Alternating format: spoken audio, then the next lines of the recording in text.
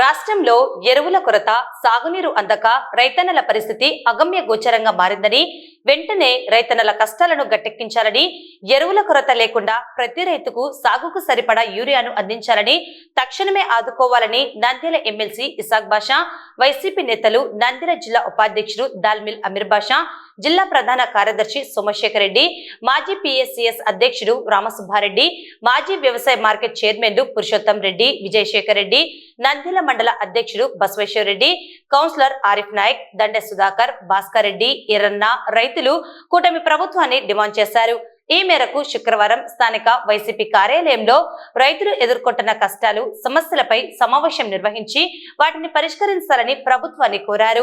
ఈ నెల 9వ తేదీ రాష్ట్ర వ్యాప్తంగా రైతుల సమస్యలపై, ఎరువుల కొరతపై అన్ని జిల్లా కేంద్రాలలో, మండల కేంద్రాలలో వైసీపీ నేతలు రైతులకు అండగా నిలిచి సమస్యలు పరిష్కారం చేయాలని కోరుతూ జిల్లా కలెక్టర్ కార్యాలయం వద్దకు చేరుకుని జిల్లా కలెక్టర్ కు వినతి పత్రం అందజేయడం జరుగుతుందని, ఈ కార్యక్రమంలో రైతులు పాల్గొని విజయవంతం చేయాలని ఎమ్మెల్సీ ఇసాక్ బాషా పిలుపునిచ్చారు. ఈ సందర్భంగా ఎమ్మెల్సీ ఇసాక్ బాషా మాట్లాడుతూ, రైతే రాజు, జై కిసాన్, జై జవాన్ అంటూ రైతులను దేశ ప్రజలు గుర్తిస్తే నేడు కూటమి నేతలు రైతులను ఇబ్బందులకు గురిచేస్తూ సకాలంలో ఎరువులను, సాగునీటిని అందించలేక రైతన్నలను నష్టాల్లోకి, కష్టాల్లోకి నెడుతున్నారని విమర్శించారు. రైతుల తరపున నిలిచి వారి కష్టాలను తెలుసుకునేందుకు వెళ్తున్న మాజీ సీఎం జగన్మోహన్ రెడ్డికి అడుగడుగున అడ్డంకులు సృష్టించి రైతులపై అక్రమ కేసులు బనాయించడం కూటమి ప్రభుత్వం వ్యవహరిస్తుందని, ఇది ఎంత మాత్రం సరికాదన్నారు. యూరియా కొరత లేదని చెబుతున్న ప్రభుత్వం ఎంత స్టాక్ వచ్చిందో చెప్పడం లేదని, సీఎం చంద్రబాబు దోచుకో దాచుకో అన్న స్లోగన్ పాటిస్తున్నాడని విమర్శించారు. రైతులను పార్టీలకు అతీతంగా చూడాలని, అన్నదాతలను ఆదుకోవాలని కోరారు. ఎరువుల కోసం రైతులు క్యూలైన్లో ఉంటే రాష్ట్ర వ్యవసాయ శాఖ మంత్రి రైతులను అవహేళనగా, పెళ్లిళ్ల ఫంక్షన్లో భోజనాలకు క్యూలైన్లో నిలబడతారే, ఎరువుల కోసం ఎందుకు నిలబడలేరని అవమానకరంగా రైతులను మాట్లాడడం వారిని అపహాస్యం చేయడమేనని అన్నారు. వైసీపీ నేతలు మాట్లాడుతూ ఎరువుల కోసం రైతులు రోడ్డున పడ్డారని, రైతులు లేని దేశం లేదని, అన్నదాతకు కష్టాలు వచ్చాయని ఆవేదన వ్యక్తం చేశారు. రైతులు లేనిదే రాజ్యం లేదని, కూటమి ప్రభుత్వం రైతులను కన్నీరు పెట్టిస్తున్నారని, సమస్యలను పరిష్కరించి రైతులకు అండగా నిలవాలని కోరారు. అందరికీ నమస్కారం. పత్రికా విలేకరులకు, మీడియా మిత్రులకు అందరికీ నమస్కారం. ఇక్కడ మీడియా పాయింట్కి వచ్చినటువంటి రైతు సోదరులకు అందరికీ నమస్కారం. బసవేశ్వర రెడ్డి గారికి, మా ఉపాధ్యక్షులు అమీర్ అన్న గారికి, విజయశేఖర్ అన్న గారికి, ఆరిఫ్ గారికి, పెద్దల రామసుబ్బన్న గారికి, పురుషోత్తమ గారికి, సోమన్న గారికి, సుధాకర్ గారికి, భాస్కర్ అన్న గారికి, ఎర్రన్న గారికి, మిగతా వాళ్ళకి అందరికీ నమస్కారం. ఈరోజు మనం ప్రతిసారి రైతే రాజు అని చెప్పేసి ఒక నానుడి, జై జవాన్, జై కిసాన్, అన్నదాత సుఖీభవం, ఇది భారతదేశం అంతా రైతులకు ఇచ్చిన విలువ. ఈ కూటమి ప్రభుత్వం ఏ రకంగా విలువ ఇస్తూ ఉందనేది మనమందరము గత 6-7 నెలలుగా చూస్తూ ఉన్నాం. ఏ ఒక్క పంటకు మద్దతు ధర లేదు, దేనికే కానీ స్పందించడం లేదు, రైతు ఏ కష్టాన్ని కూడా వాళ్ళు పరిగణలోకి తీసుకోవడం లేదు. మా మాజీ ముఖ్యమంత్రి జగన్మోహన్ రెడ్డి రైతులను పరామర్శించడానికి పోతే వాళ్ళని అడుగుతాము అంటే వాళ్ళ మీద కేసులు పెట్టడము, వాళ్ళని ఇబ్బంది పెట్టడము, రైతుల మీద బలవంతంగా ఇంతమంది మాత్రమే రావాలని చెప్పడము, ఇటువంటి కక్ష సాధింపు చర్యలు రైతుల మీద చేసడం తప్ప వాళ్ళు ఏం చేయడం లేదు. ఎన్నో ఎగ్జాంపుల్స్, మామిడి రైతులు, మిర్చి రైతులు మనమందరం చూసాం, మీ మీడియా ద్వారా చూసాం ఏ రకంగా రైతులను ఇబ్బంది పెడతా ఉన్నారు. రైతుల తరఫున నిలబడిన మా జగనన్నను ఏ రకంగా ఇబ్బంది పెడతా ఉన్నారు. ప్రజలు జగనన్నతో కలవకుండా ఉండడానికి ఎటువంటి కుయుక్తులు పంపుతా ఉన్నారనేది తెలిసిందే. ఇప్పుడు యూరియాకు వరిమళ్ళు అన్ని స్టార్టింగ్ పీరియడ్లో ఉన్నప్పుడు, చిన్న దశలో ఉన్నప్పుడు యూరియా అత్యంత అవసరం. ఆ పీరియడ్లో యూరియా షార్టేజ్ చేస్తారు. భారతదేశం అంతా షార్టేజ్ ఉందని చెప్తారు. ఎస్, ఒకంత అది కూడా వాస్తవమే. ఆంధ్రప్రదేశ్లో విచిత్రమైన పరిస్థితి. వచ్చిన షార్టేజీలు కూడా తక్కువ యూరియా వస్తూ ఉంటే ఆ తక్కువ యూరియాను కూడా దాచుకో అని ఒక స్లోగన్ పర్మనెంట్గా చంద్రబాబు నాయుడు పెట్టేసుకున్నారు. దాని ప్రకారము ఆ వచ్చిన తక్కువ యూరియాను కూడా తన సొంత నేతలకు తన వాళ్లకు ఇచ్చుకోవడం తప్ప, బ్లాక్ మార్కెట్కు తరలించడం తప్ప వేరే ఏ ఒక్క మంచి పని చేసిన పని లేదు. మీకు రైతుల మీద ఏమాత్రం ప్రేమ ఉందో ఈ ఒక్క పదం మీద తెలుస్తాం. ఏమని ఆలోచన చేస్తా ఉన్నారు మీరు రైతులంటే? 10 గంటలు 12 గంటలు అవసరానికి కావలసినప్పుడు పంట నాశనం అవుతా ఉంది, వచ్చి నిలబడితే తనకు కావలసిన యూరియా ఇవ్వకుండా ఇన్ని గంటలు పెట్టి మళ్ళీ వాళ్ళని కించపరిచే రకంగా అపహాస్యంగా లైన్లో నిలబడితే తప్పేమని చెప్తారా? ఇది మంత్రిగా ఉండి మీరు చేసే పనే? ఈ మాట మీరు మాట్లాడవచ్చా మంత్రి గారు? మీరు రైతులకు ఈ రకంగా ఆలోచన చేస్తారా? రైతు గోడు కొట్టుకున్న ఏ ఒక్క వ్యక్తి బాగుపడిన దాఖలాలు లేవు. అది సంస్థ కానీ, రాజకీయ పార్టీ కానీ, మనిషి కానీ. అది ఒకటి మీరు ఖచ్చితంగా గుర్తుపెట్టుకోండి. ఈ నెలకు మనకు సెప్టెంబర్ నెలకు 1,55,000 టన్నులు యూరియా అవసరం ఉంది. 94,000 టన్నులు మాత్రమే తెచ్చారు. అది క్లియర్గా పంచారంటే ఒక్కరి కూడా ప్రాపర్గా రైతులకు వచ్చే రకంగా లేదు. మీకు కావలసిన వాళ్ళకి తీసుకుపోవడం చేయడం, పత్రికా విలేకరులు తీసుకుని పోయి మార్కెట్ దగ్గర స్టాక్స్ ఉండే దగ్గర డీటెయిల్స్ ఇవ్వమంటే డీటెయిల్స్ ఇవ్వరు. అంటే మీ ఉద్దేశం ఏమి? డీటెయిల్స్ ఇస్తే మీ తప్పులు బయటపడతాయనే, మీరు చేసే మోసం బయటపడతాదనే, మీరు బ్లాక్ మార్కెట్ తరలించే విషయాలు బయటపడతాయనే? ఇదే మీరు చేసేది. ఏ రకంగా సరే రైతులను నష్టపరచడం తప్ప వేరే ఏం లేదు. ఒక్కదానికి గిట్టుబాటు ధరకి ఇచ్చారా మీరు? ఒక్కదానికి. ఇప్పుడే పెద్దలు చెప్పారు, మినుములకు 4,000 నుంచి 5,000 రూపాయలు. ఏం గిడుతుంది మార్కెట్లో ఉండేది? 8,000 పైచీలకు అనుకుంటాను మద్దతు ధర ఉండేది. ఏం సగానికి లేదు. చీనీ పండ్లు ఎంత దిగజారి పడిపోయి, ఉల్లి, ఎన్ని కష్టాలు రైతుల కంటే ప్రతి ధరను తగ్గించి పెట్టి, అయినా రైతు బాధాకరమైన రైతు వేరే వ్యాపారానికి షిఫ్ట్ కాని అన్నదాత ఎవరంటే రైతు. అంత నష్టం ఉంటే కూడా మళ్ళీ పంటకు రెడీ చేస్తే అతనికి కావాల్సిన ఎరువులు ఇవ్వరు, దానికి ఇబ్బంది పెడతారు. ఇంతకు ముందు రైతు భరోసా కేంద్రం ద్వారా ఎంత చక్కగా మేము ఇచ్చాం మీకు అందరికీ తెలుసు. సరే, మీరు రైతు సేవా కేంద్రాలను పెట్టినారు, ఏమన్నా పేర్లు మార్చుకోండి. మీరు రైతులకు కావాల్సిన టయానికి ఇవ్వండి. దీనికోసం అని చెప్పేసి మేము పోరాడి రైతుల తరఫున ఉండి రైతులకు యూరియా వచ్చేంత వరకు రైతులతోనే ఉంటాము. మేము రైతుల కోసం ఎప్పుడైనా ఉంటాడు. దీనికోసం అని చెప్పేసి 9వ తేదీ శిల్ప రవిచంద్ర కిషోర్ రెడ్డి గారు, మాజీ శాసనసభ్యులు, మేము ఇక్కడి నుంచి పోచా బ్రహ్మానంద రెడ్డి గారు, మాజీ ఎంపీ, అందరం కలిసి 9వ తేదీ కలెక్టర్ ఆఫీస్ దగ్గరికి పోయి మెమోరాండం ఇచ్చేసి మాకు ప్రాపర్గా రైతులకు అందరికీ యూరియా కొరత లేకుండా సప్లై చేయాలని చెప్పేసి వినతి పత్రం ఇవ్వడానికి మేము నిర్ణయించింది. ఆంధ్రప్రదేశ్ వైఎస్ఆర్సీపీ పార్టీ రాష్ట్రమంతా 9వ తేదీ మేము కలెక్టర్ ఆఫీసులకు, ఎంఆర్ ఆఫీసులకు, ఆర్డీఓ ఆఫీసులకు తీసుకుపోతాము. దానికోసం అని చెప్పేసి మేము రైతులతో పోరాడడానికి రెడీగా ఉంటాము, రైతులతో మేము వెన్నిటిగా ఉంటామని చెప్పేసి తెలుపుకుంటూ సెలవు తీసుకుంటాం. మీడియా మిత్రులకు నమస్కారం. వ్యవసాయం అంటే నీళ్లు, రైతుకు కావలసిన విత్తనము, ఎరువులు, ఈ 3 ప్రధాన అంశాలు. ప్రాథమికమైన ప్రధాన అంశాలు ఈ 3. ఇవి లేనిది ఏదైతే చేయలేడు. రైతుకు ఈరోజు ఈ ప్రభుత్వంలో నీళ్లు కావాలంటే ఆకాశం వైపు చూడాల్సి వస్తుంది, విత్తనాలు కావాలంటే దిక్కే లేదు. ఎరువులు ఈరోజు చూస్తున్నాం, ఎరువుల పరిస్థితి ఏమనేది.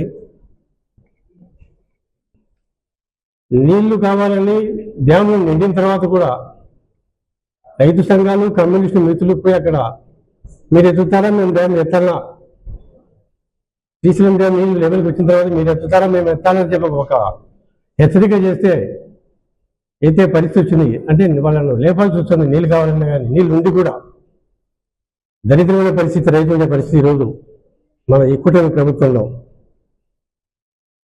సరే అర్లీకి వర్షం వచ్చింది చెప్పి కేసు కెనాల్ కింద దాదాపు 1,00,000 ఎకరాలు ఈ సంవత్సరం 1,00,000 ఎకరాలు సాగైన మినిమితరం ఒక నంద్యాల జిల్లాలోనే కేసు కెనాల్ చివరంట. అర్లీకి విత్తనం వేసిన రైతు సకాలంలో వర్షం పడక ఒక నష్టపోయినాడు. తర్వాత అంతో ఇంతో చేతికి వస్తున్న టైంలో అకాల వర్షాలతో మిగతా పంట నాశనం అయిపోయి దిగుబడి తగ్గిపోయి 2-3 క్వింటాలు దిగుబడి. మద్దతు రేట్ వచ్చేసి 8,000 రూపాయలు ఉంది మినిమం, 7,900. 2,000 నుంచి 4,000-5,000 రూపాయలు అమ్ముతున్నాడు రైతు మార్కెట్ రోజు. ఇది ఏమి మీ కర్మ ఏమి, మీ పరిస్థితి ఏమని చెప్పి అడిగే నాదుడు ఎవరు లేడు. కొన్ని రైతు సంఘాలు ఎవడున్నారంటే అది ఎవరు పట్టించుకునే వాళ్ళు లేడు. విధి లేక 2,000-3,000 అమ్ముకొని రైతు రాజకీయ చేయడానికి ఈరోజు ఈ పరిస్థితులు సిద్ధంగా లేడు. గిట్టుబాటు ధర లేక ఎరువులు సరైన దొరకక ఇబ్బంది పడే పరిస్థితుల్లో రాజకీయం కాదు, దీనావస్థలు ఉన్న రైతు ఈరోజు. రైతు క్యూలో నిలబడితే మన వ్యవసాయ శాఖ మంత్రి అది చెప్పారు ఇందాకన్నా, మన పెళ్లిలోకి పోతే క్యూలో నిలబడి తీసుకోవడం లేదా, క్యూలో నిలబడి తీసుకుంటున్నాం కదా, ఏమి ఎరువు గట్ట తీసుకుని తప్పేది అని ఒక ఉదాహరణ చెప్తాడు. ఈ రైతులు వ్యవసాయ అధికారులు కానీ ప్రభుత్వాన్ని కానీ అయ్యా మాకు యూరియా అందలేదు అని అడిగితే వాళ్ళు మనకు కాకిలగా చెప్తారు, మేము నంద్యాల జిల్లాకు ఇన్ని వేల ఎకరాలు ఉంది, 1,000 టన్నులు పంపించినాము, ఎకరాకు 2 బస్తాలు పంపించినాము. మరి వాస్తవ పరిస్థితుల్లో గ్రౌండ్ లెవెల్ చూస్తే అందినోడికి అందింది, అందులో స్టాక్ పెట్టుకున్నాడు. అందరూ రైతులు చాలా మంది పల్లెటూరు పోయి చూస్తే దాదాపు 70% అందలేదు. 30% రైతులు కూటమి ప్రభుత్వానికి సంబంధించిన వ్యక్తులకే వాళ్ళే ముందుండి వాళ్ళకి పంచే కార్యక్రమాలు జరిగి అక్కడ అడిగిన ఏంటంటే వీళ్ళు ఒక పద్ధతి లేకుండా ఈ మాట చెప్తున్నారు. జేసీ గారు చెరువులు గారు చెప్పి వాళ్ళు క్యాంపులర్ గారి వాళ్ళకు విషయం చెప్తే అయ్యా టామ్ ఇస్తుంది, మాది పెద్ద విలేజ్, రైతులు తేడం లేదు, 2 హ్యాండ్లెట్ విలేజెస్ ఉన్నాయి, టామ్ ఇచ్చండి రైతులు చేరుతారని చెప్పి ఉదయం చెప్పా. కానీ సరే జస్ట్ ఇప్పుడు కాన్ఫిడెన్స్ తీసుకొని కలెక్టర్ గారు వాళ్ళని ఏ వల్ల కాన్ఫిడెన్స్ తీసుకొని చెప్తే ఏ వల్ల 3 వద్దరు డౌన్ వేయడం. ఏమిది క్రౌడ్ అంతా వచ్చి మీద పడతారంట అంటే జనాలు జరగకుండా ఎవరు పంచాలనుకుంటున్నారు? ఇది ఈ గ్రౌండ్ లెవెల్లో ఈ పరిస్థితి ఉంది ఇప్పుడు. ఇక ఈరోజు రైతులు ఏంటే రాజ్యం లేదు, అన్నదాతకు ఇటువంటి పరిస్థితులు రావడం అంటే చాలా బాధాకరమైన విషయం. గత ప్రభుత్వంలో మేము రైతులకు ఏ ఇబ్బంది లేకుండా రైతు భరోసా కేంద్రాల ద్వారా ఎరువులు స్టాక్స్ పెట్టేసి సొసైటీస్ ద్వారా కూడా మేము ఇవ్వడం జరిగింది. ఎటువంటి రైతు కూడా నాకు ఎరువులు లేవని చెప్పలేదు. కాకపోతే ఈ ప్రభుత్వం ముందుగానే ఊహించి కావాల్సిన ఎరువులు తెప్పించి స్టాక్ పెట్టేసి రైతులకు ఇబ్బంది అనేది లేకుండా చేయాల్సిన బాధ్యత వాళ్ళ మీద ఉంది. అది విస్మరించి ఈరోజు రైతులను రోడ్డు ఎక్కించారు. కాబట్టి ఇక్కడ ఆంధ్రప్రదేశ్లోనే కాదు, తెలంగాణలో అదే పరిస్థితి, మిగతా రాష్ట్రాల్లో అదే పరిస్థితి వచ్చేసింది. కాబట్టి సెంట్రల్ గవర్నమెంట్ ఈరోజు ప్రజలకు మేలు చేస్తున్నామని చెప్తోంది, కానీ ఈరోజు అన్ని రాష్ట్రాలను ఇబ్బంది పెడతా ఉంది. ఈరోజు పేపర్లో చూశాను, పత్తికి సబ్సిడీ ట్యాక్స్ ఎగ్జంప్షన్ ఇచ్చారు. అంటే ఇంపోర్ట్ చేసుకునే దానికి ఇస్తే మన పండించే పంటకు ఎటువంటి రేటు గిట్టుబాటు ధర అవుతుంది? అది ఆలోచన లేకుండా రైతులను వాళ్ళతో కూర్చొని మాట్లాడేసేసి ఏది రైతులకు ఇబ్బందులే అవసరాలకు ఉపయోగపడుతుంది అని ఆలోచన చేసుకుంటే ఈరోజు పండించిన పంటంతా ఎక్కడ తీసుకుపోయి అమ్ముతాలా? కాబట్టి ఏదైనా రైతు లేని రాజ్యం లేదు. కాబట్టి ఈ పరిస్థితిని రాకుండా చూసుకోవాల్సిన బాధ్యత ఈ ప్రభుత్వం మీదే ఉంది. కాబట్టి రైతులను కంటిన్యూ పెట్టకుండా చేయాల్సిన బాధ్యత వాళ్ళది అని చెప్పి నేను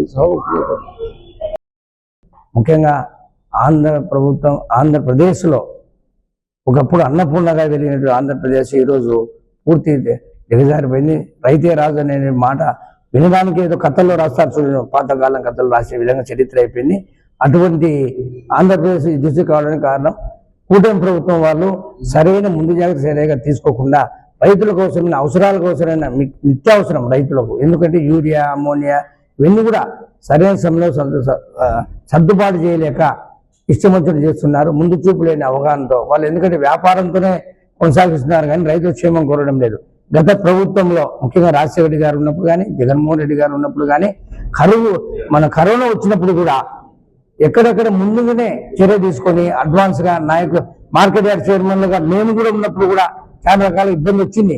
కానీ అందరు చెప్పి కులాలకు అతీతంగా, మతాలకు అతీతంగా, పార్టీలకు అతీతంగా, ఈవెన్ ఇప్పుడు ప్రభుత్వం పాలించే పెద్దలు చెప్పిన మాట కూడా విని మేము వాళ్ళకు కూడా చెప్పిన వాళ్ళకు కూడా రైతులకు ఇచ్చాం. అంటే పేరు చెప్పిస్తున్నారు, అది సరైన పద్ధతి కాదు. రైతు అందరూ వాడే. ఈరోజు నియమం ఉండొచ్చు, న్యాయం ఉండొచ్చు, ఉండొచ్చు. రైతు లేకుంటే మనం తినేకి లేదు, గతి లేదు. నాయకుడు ఏం తినాలి, అధికారులు తినాల్సిందే. రైతు పండిస్తేనే మనకు వసతి. అటువంటి ఈ విషయాన్ని ప్రభుత్వం వారు, ముఖ్యంగా స్థానిక మంత్రివర్యులు పూర్తి ముందు అవగాహనతో తీసుకొని చర్య తీసుకొని అందరికీ అందేలాగున చేయాలని కోరుకుంటూ మాజీ ముఖ్యమంత్రి శ్రీ వైఎస్ జగన్మోహన్ రెడ్డి ఆదేశాల ప్రకారము, మా ఎమ్మెల్యే చంద్ర కిషోర్ రెడ్డి గారి ఆదేశాల ప్రకారము ఇక్కడ ఎమ్మెల్సీ గారు అయినటువంటి ఇసాక్ భాష ఆధ్వర్యంలో మిగతా రైతు సోదరులు, మా పెద్దలు అందరం కలిసి ఈరోజు రైతుల గురించి ఒక మీటింగ్ మాది ఏర్పాటు చేయడం జరిగింది. దాని గురించి ముఖ్యంగా ఇప్పుడు రైతులు ఎదుర్కొంటున్న సమస్యలు, రైతులు ఒక్కటి కాదు, ప్రతి ఒక్కటి రైతులు ఎదుర్కొంటారు. ఎందుకంటే పోయిన 5 సంవత్సరాలలో ప్రతి ఒక్క పంటకు గిట్టుబాటు ధర అనేది, కానీ ఈ సంవత్సరం వచ్చేసి ఏ దానికి గిట్టుబాటు ధర లేదు. ఏ పంటకి ఎత్తుకున్నా కూడా గిట్టుబాటు ధర లేదు. సరే గిట్టుబాటు ధర ఏ మొదలే పండించుకుందాం, రైతులకు అదే పని చేసుకోవాలని చెప్పి ఉద్దేశంతో ఆ విధంగా పంటలు సాగు చేసుకుంటుంటే ఇదొక మళ్ళీ యూరియా అనేది పూర్తి కొరత వచ్చింది. ఆ కొరతను కంట్రోల్ చేయమంటే లాస్ట్ ముఖ్యమంత్రి గారు నిన్న కూడా ఏదో క్యాబినెట్ మీటింగ్ పెట్టి యూరియా గురించి ఇట్లా దుష్ప్రచారం చేస్తున్నారు, ఆ విధంగా ఎవరైనా దుష్ప్రచారం చేస్తే వాళ్ళ మీద కేసులు పెట్టమని చెప్పేసి మళ్ళీ అది కూడా నిన్న ప్రస్తావించడం జరిగింది. కానీ రైతుల మీద ఎంత చిన్న చూపు చూస్తున్నారో ఈ గవర్నమెంట్ ఒకసారి మేల్కాలని చెప్పి తెలియజేసుకుంటూ, అదేవిధంగా కూడా యూరియా కొరత అనేది లేకుండా, యూరియా కొరత అనేది ఉంది 100% వాళ్ళు వచ్చి చూసి తెలుస్తుంది. యూరియా కొరత అనేది లేకుండా చూసి రైతులను ఆదుకోవాలని తెలియజేసుకుంటూ సెలవు తీసుకుంటాం. ఎమ్మెల్సీ ఇసాక్ భాషా గారికి, మిగతా రైతు నాయకులకు, రైతు సోదరులకు, మీడియా మిత్రులు అందరికీ నా నమస్కారాలు. ప్రస్తుతం మన రాష్ట్రంలో ప్రతి చోట చూసినా కానీ యూరియా కొరత కనబడుతుంది. రైతులు తల్లదిల్లిపోతున్నారు. ప్రతి చోట ఎక్కడికి పోయి చూసినా ఆర్బీకేల దగ్గర క్యూలలో మనకి ఈరోజు కనబడుతున్నారు. కానీ ఈ కూటమి నాయకులు కొంతమంది ప్రెస్ మీట్లలో యూరియా కొరతే లేదన్నట్టుగా మాట్లాడడం చాలా దురదృష్టకరం. ఎందుకంటే రాష్ట్రంలో ఏం జరుగుతుందో కూడా తెలియకుండా ఈ నాయకులు నాయకత్వం వహిస్తున్నారా అనేది గమనించాల్సిన అవసరం. ఎందుకంటే ప్రజెంట్ పోయిన మన వైఎస్ఆర్సీపీ ప్రభుత్వంతో పోలిస్తే 5 సంవత్సరాల్లో ఏ రోజు కూడా యూరియా కొరత కానీ, మిగతా మందులు ఎరువుల కొరత కానీ లేకుండా మనము ఎంతో సాఫీగా మనము వ్యవసాయం చేసుకున్నాము. కానీ ఈ కూటమి ప్రభుత్వం వచ్చిన పాటే మనకి ఈరోజు యూరియా దొరకకుండా, బ్లాక్లో కానీ దొరకకుండా ఈరోజు ఆర్బీకేలలో గంటల తరబడి పొద్దు నుంచి సాయంత్రం వరకు నిలబడినా కానీ ఒక యూరియా బస్తా దొరకడం లేదు. ప్రస్తుతం మన మూసగరం ఒక్క పులిమేర గురించి చెప్పాలంటే 6,500 ఎకరాలు మన మూసగరానికి ఉంటే కేవలం 20 టన్నులు మాత్రం ఆర్బీకే ద్వారా మనకు యూరియా ఇవ్వడం జరిగింది. మనకు అవసరం ఎంత అంటే కనీసం 150 టన్నులైనా మనకు మూసగరానికి అవసరం ఉంటే కేవలం 20 టన్నులు మాత్రమే ఇవ్వడం జరిగింది. ఎందుకు ఈ రైతులందరూ మనం ఈ రోజు ఇబ్బంది పడుతున్నామంటే ఈ రోజు మనం ఈ కూటమి ప్రభుత్వానికి మన రైతులు ఓట్లు వేసినందుకు వాళ్ళ పాపం అనేసి నేను అడుగుతా ఉన్నా.